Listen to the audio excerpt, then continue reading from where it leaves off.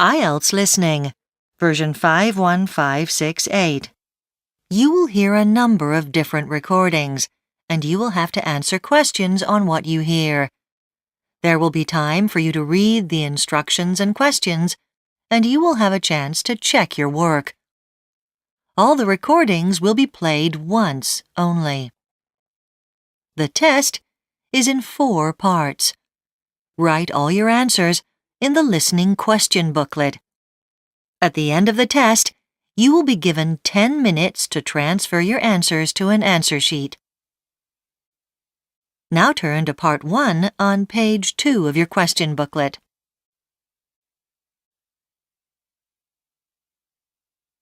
Part 1. You will hear a telephone conversation between a sales assistant in a camping equipment store and a customer who wants to order some items. First, you have some time to look at questions 1 to 5.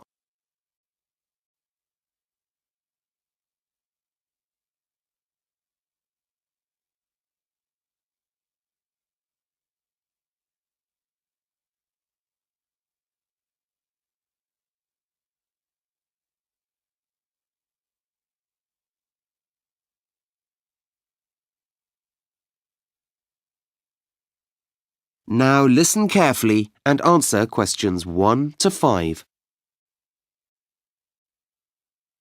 Hello, North Star Camping Equipment. This is Emma.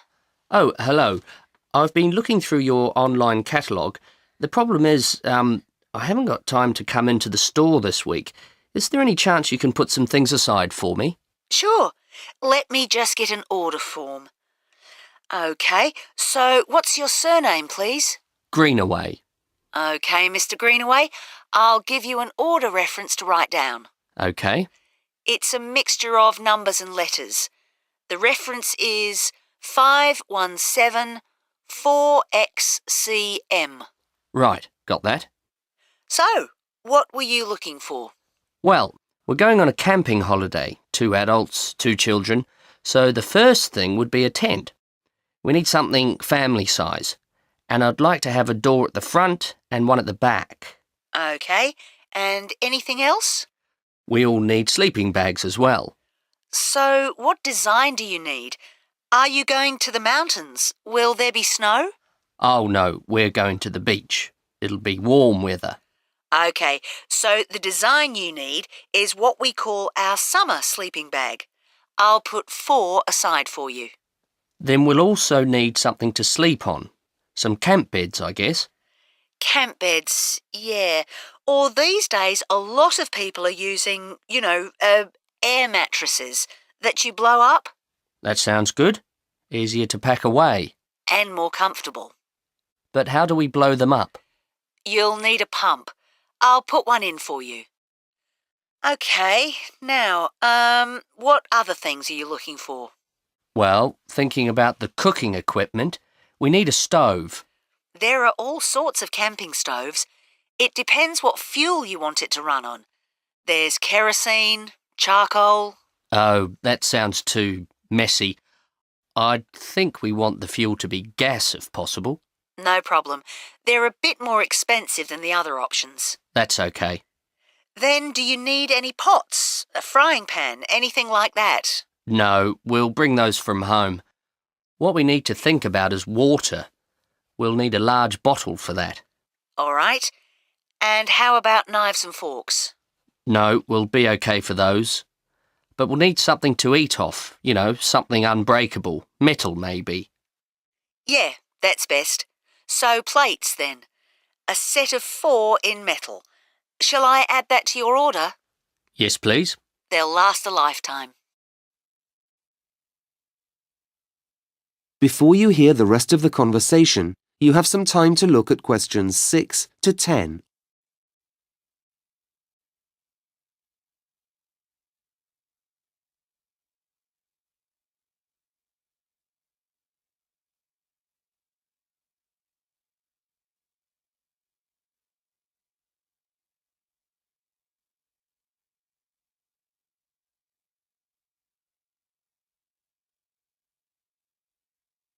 Now listen and answer questions 6 to 10.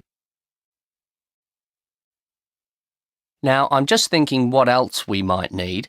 We've got raincoats, but we really need a couple of new torches.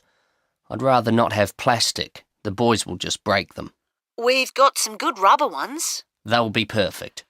I'll organise 2 of those. Then, I don't know, do you want some games for your children to play? That's not a bad idea. Even just a football or something. We've already got a ball. Let's think. What we really need is something that young kids can use. Do you have a baseball set? They'd love that. Sure, I'll put one in for you. Any other games? No, I think that'll be enough. There's lots of things to do up there. Where are you going, by the way? Up to the Bay of Islands. Oh, that's a lovely region. In fact, that reminds me, we need an up-to-date map of the area. Do you sell those? Mine is very old. No problem. Great. Now, I've just thought, is there any chance you can deliver all these things? Absolutely. What's the address? It's 56 Taupo Street. I'll spell that for you. Taupo. That's in Bayswater, isn't it? Yes, that's right. And what would the charge be on that? The standard charge is $50. But hang on, your order will be over $500, so you get a discounted delivery charge of only $25.50. Great. Now, my wife and I will still be at work this week, so we won't be at home. That is the end of Part 1. You now have 1 minute to check your answers to Part 1. Part 2. You will hear the warden of a nature trail talking to a group of people who are interested in hiking on the trail. First, you have some time to look at questions 11 to 14.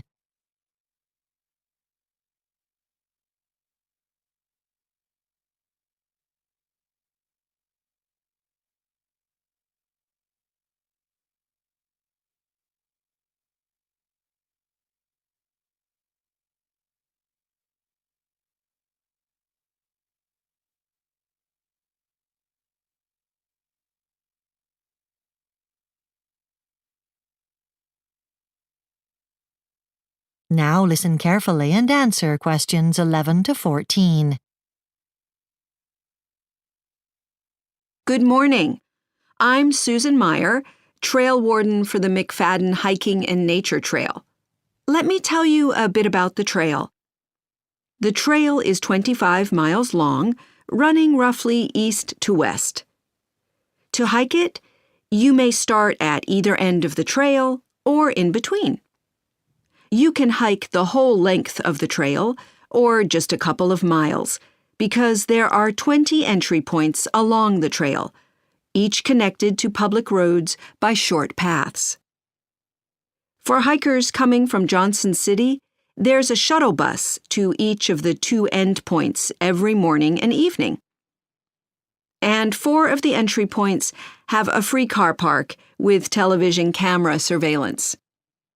At 1 mile intervals along the trail, there are rest stations providing picnic areas, water, toilets, and places where you can recharge your electronic devices. In response to a poll of walkers last year, we've recently installed kiosks at each rest station with clear, easy-to-follow maps and other trail information. There are several distinct sections of trail. The Red Rock Walk offers a superb opportunity to study a huge variety of vegetation along the way. There's lots to look at, though you can't see great distances. Birds are actually hard to spot. But with a pair of binoculars and at certain times of day, you may see some rare varieties. The Riverwalk comprises about 5 miles of trail winding along the bank of the Mulder River. Personally, I prefer this section of the trail in winter. The river does freeze over and the snow can accumulate, but that doesn't always discourage visitors.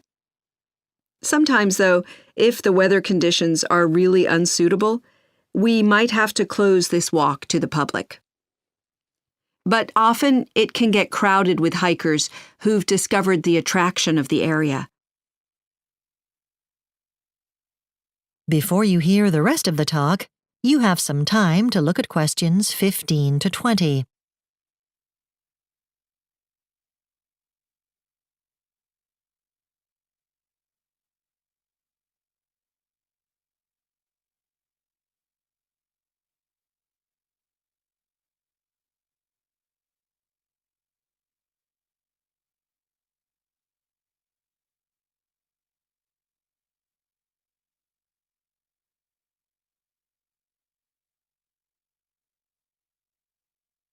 Now listen and answer questions 15 to 20. Now let me tell you about the Halfway Hostel, located approximately midway along the trail.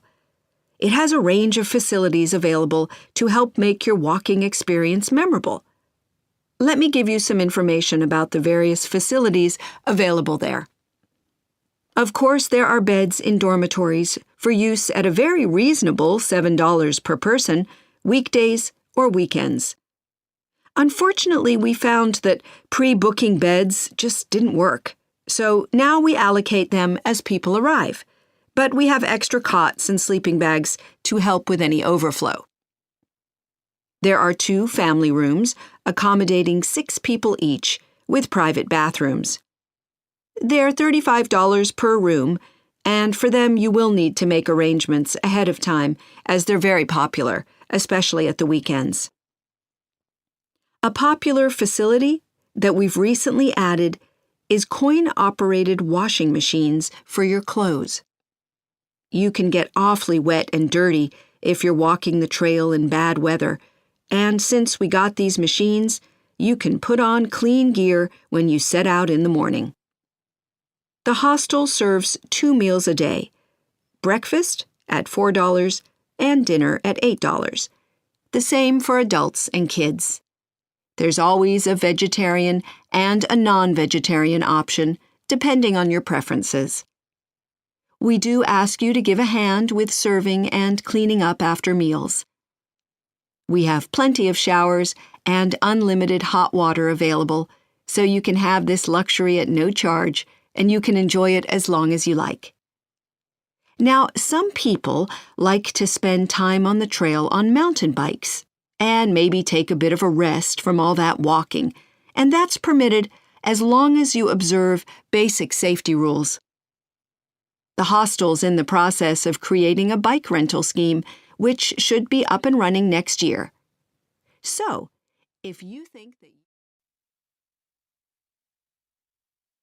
That is the end of Part 2. You now have 30 seconds to check your answers to Part 2. You will hear 2 business students called Janet and Michael discussing their research into the marketing of different kinds of shampoo. First, you have some time to look at questions 21 to 26.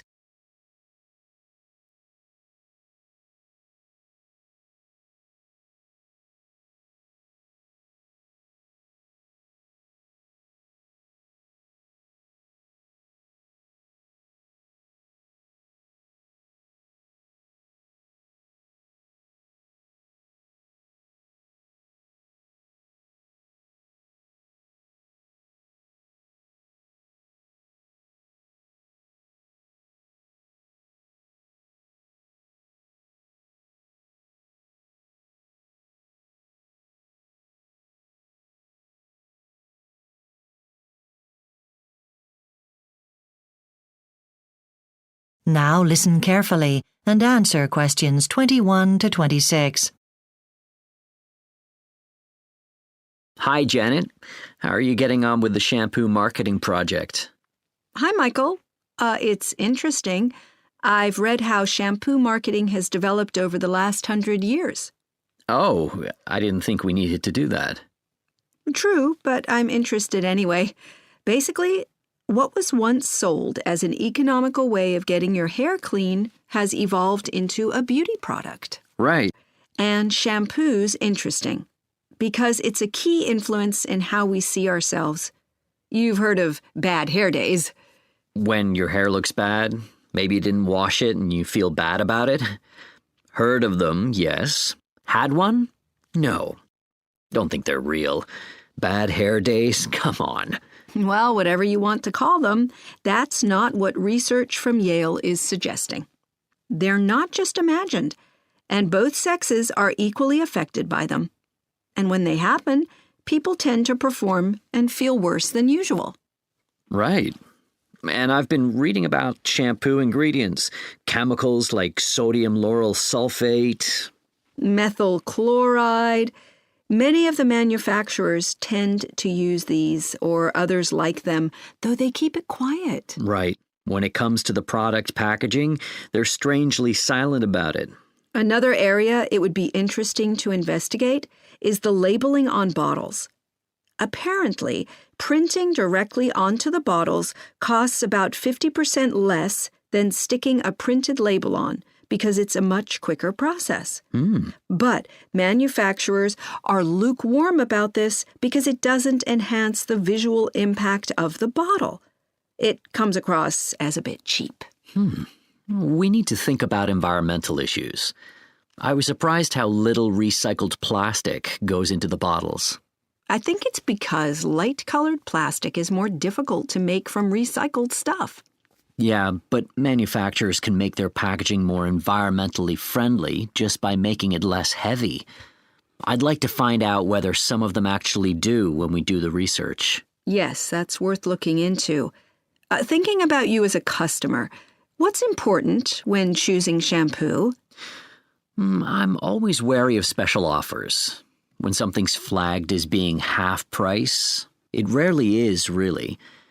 But if there's a make I've never seen before, I'm usually up for giving it a go, rather than sticking to one or two favorite brands all my life. Interesting. Before you hear the rest of the discussion, you have some time to look at questions 27 to 30.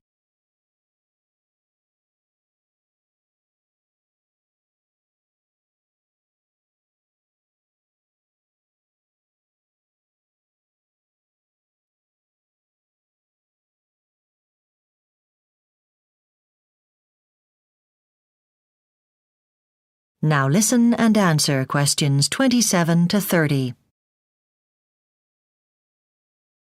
Shall we discuss some of these shampoo advertisements then? And try and identify what sort of psychological response each one is trying to get from the viewer? Okay. What about Zing? Well, it'd probably appeal equally to men and women. In the ad, we see this happy family, lovely home, healthy, good-looking children. With clean hair. Obviously, yes. And I think we're supposed to watch the ad and think, wow, if only my life was like that. Yeah, I know what you mean. I think the advertisers want the viewers to almost wish they were the people in the ad. Sure. I mean, that's very common in advertising. But not universal. You know that ad for Splash shampoo that lasts about 5 minutes and where there's a story? Oh, yes. The commercial about the couple? And all through the commercial, it's not clear if they're going to break up or stay together? Exactly. Well, I think the marketing's been done very cleverly there. I don't think we're supposed to want to be the characters in the commercial, but we're supposed to get to know them a bit. Yes, well, I thought the story was effective. You're glad to learn when it's over that they're obviously going to stay together. But I think the role of the shampoo in the story was a bit thin, to say the least. Maybe. I suppose some manufacturers don't want to bore people with all the science. Sure. And then there's the Just Go advertisement. Yes, that had lots of technical information about what the shampoo actually consists of. I suppose they want customers to feel confident that when they buy Just Go, they are at least making an informed decision. Yes, they're buying something that will do the job they want it to. That's it. I've read one of the most effective shampoo ads in recent times was the one for Brozine. Yes, but there's no commentary, just images of the shampoo and lots of clean hair. I suppose the effect, though, is very calming. with soft music and very peaceful imagery. Yes, but at the end of the ad, we've hardly learned anything about the product, have we? I suppose not. But isn't it interesting how much the ads for what are essentially very similar products vary so much? That is the end of Part 3. You now have 30 seconds to check your answers to Part 3. Part 4. You will hear a lecturer giving a talk on how science may change in the future. First, you have some time to look at questions 31 to 40.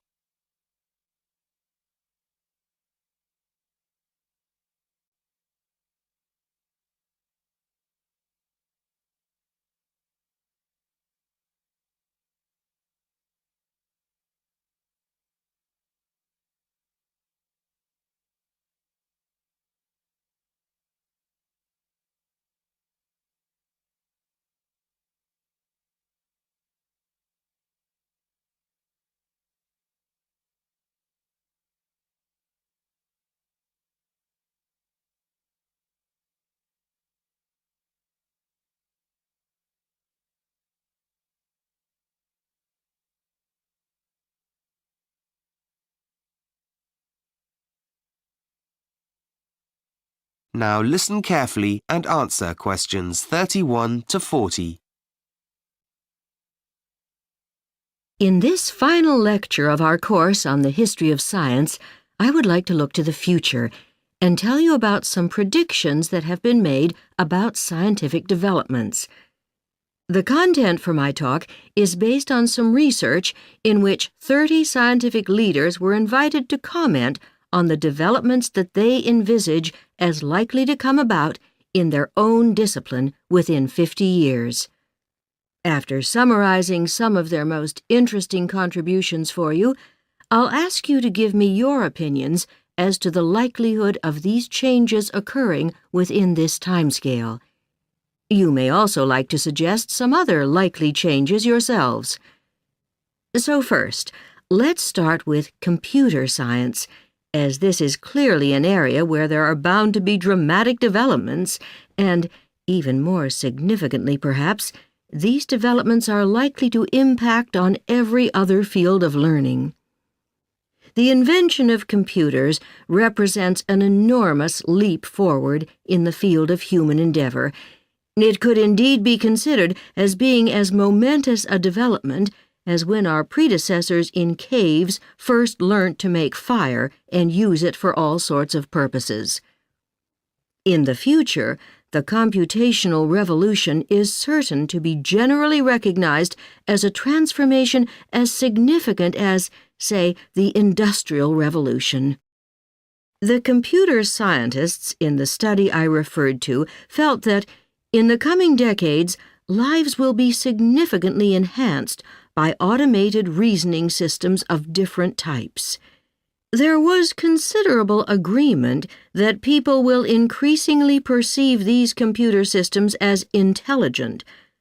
Although many of these will be deployed behind the scenes, others will be in the foreground, serving in an elegant, often collaborative manner to help people do their jobs, to learn and teach, to reflect and remember, to plan and decide. Without going into further detail about this at this point, let's turn to what predictions psychologists had to make. Their key point was that psychological research would inevitably become increasingly varied. It would move into such areas as behavioral economics and social neuroscience. There is likely to be further expansion into domains with more practical relevance as increasing numbers of women become research scientists, so areas such as health, environment, family, and social identity will receive more attention. At the same time as they broaden their horizons, psychologists will also intensify their search to discover what exactly determines how we act. They will be assisted in this by imaging devices that will be inserted into the brain and provide a great deal of information about how it behaves. There should be some fascinating discoveries coming to light very soon.